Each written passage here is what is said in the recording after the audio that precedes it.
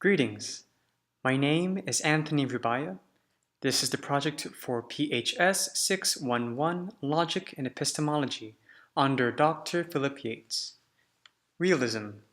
Can I know? Absolutely.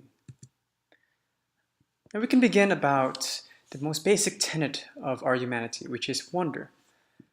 Perhaps we look out into the window and we see certain things, maybe a tree or grass. Perhaps we don't even know what these things are, but we see them. And then we begin to perhaps be at awe of what they are.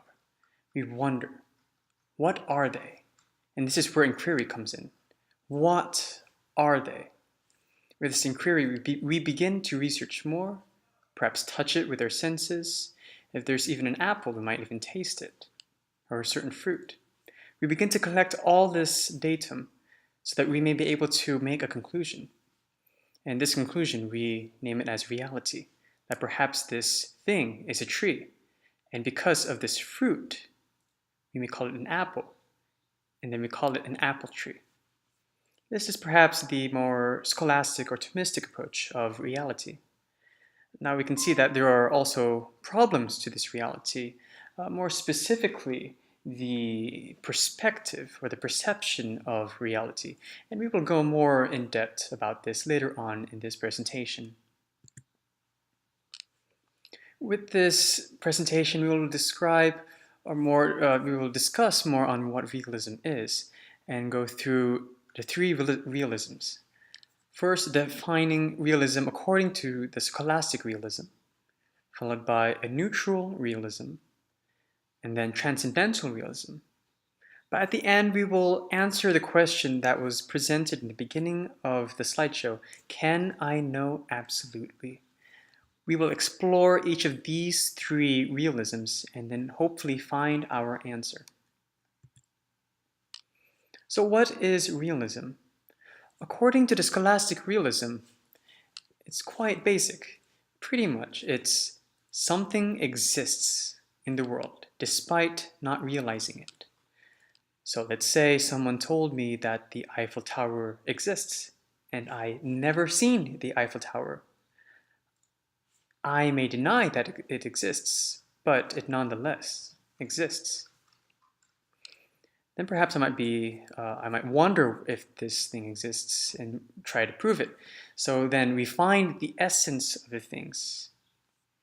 So perhaps going more into specifics of the essence of this Eiffel Tower.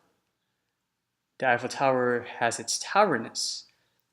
And upon discovering this essence of towerness, reality is perceived. More so, it is the senses that report the data. I may see the picture on the internet, or I may fly to Paris and be able to see it for myself, touch it, and be able to perhaps even stand on it. Upon the data, my mind makes a judgment, and upon this judgment, reality is perceived. Now there is a misconception where senses is known to make the error. But on the contrary, it is the judgment that makes the error. The senses only report. Judgment makes the conclusion, which can be proved whether it is true or false. Scholastic realism, in summary, has these basic first principles. The first principle is the principle of identity. What exists, exists. What doesn't exist, doesn't exist.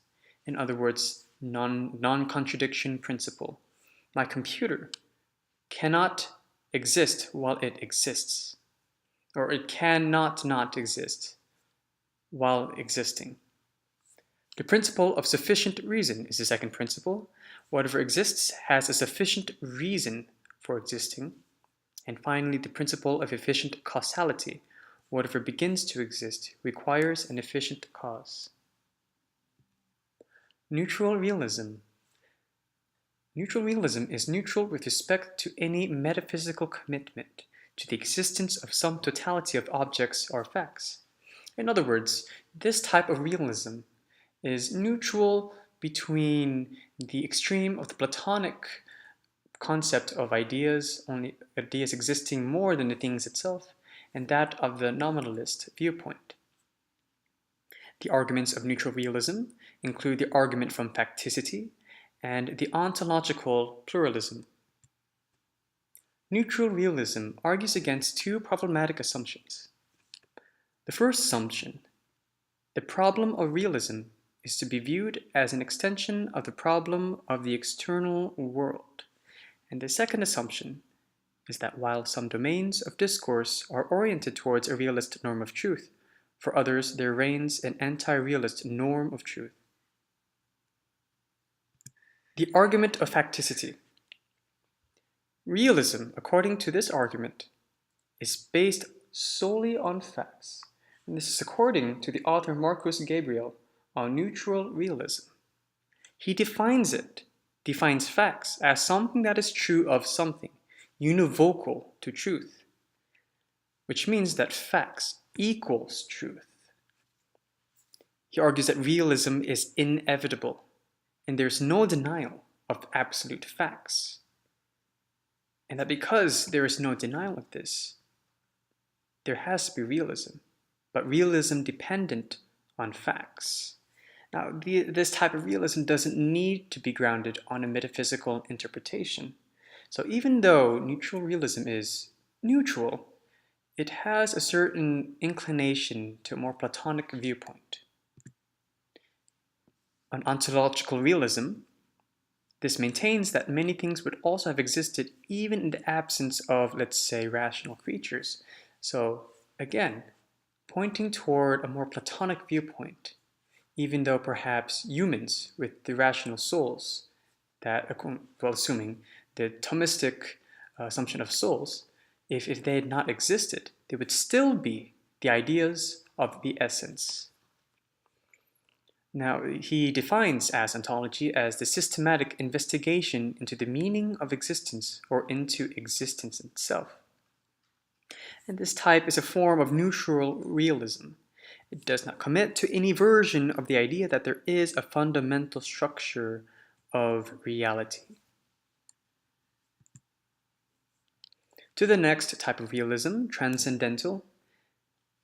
The author Maurizio Ferraris, on his essay Transcendental Realism, he defends three theses: that of the anti-realism of Kant to postmodern, anti-realism as a form of transcendental realism, and that this type of realism has two, the negative and the positive.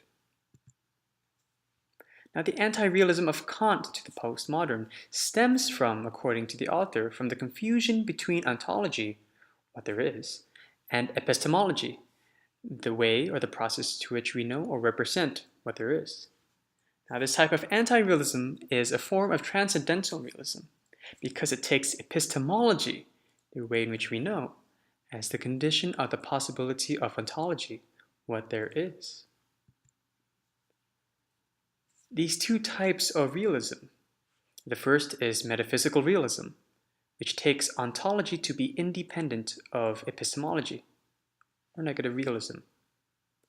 Transcendental realism considers ontology the condition of the possibility of epistemology.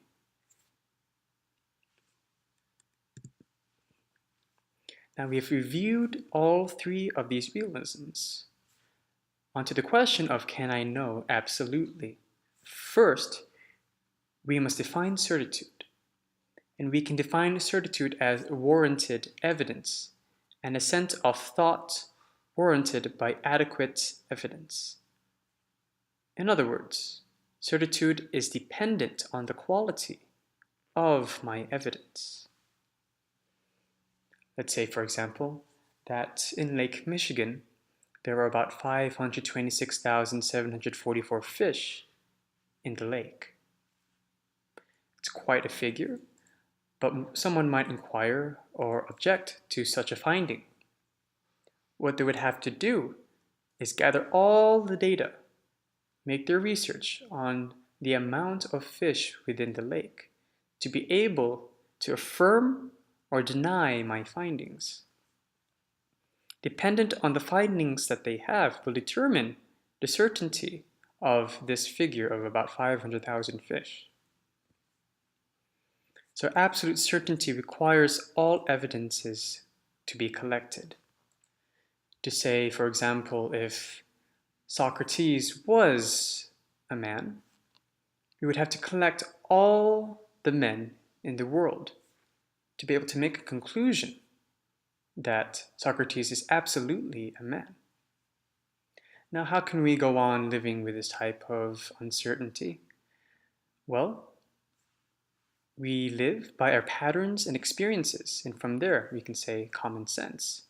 So we can say we live by the illusion of being 100% certain. But in reality, we live by 99.999% certainty. In other words, there are certain degrees of certainty. Further with this question, even though there seems to be some uncertainties, there are still the first principles. And we can note that these first principles are absolute. So following the answer of this question, we can say yes, I can know absolutely. I can know absolutely that there are essences following the scholastic realism. That essences exist, and they exist even despite if I am not existent. However, I cannot know absolutely, at least collectively, such as the example of whether Socrates is a man.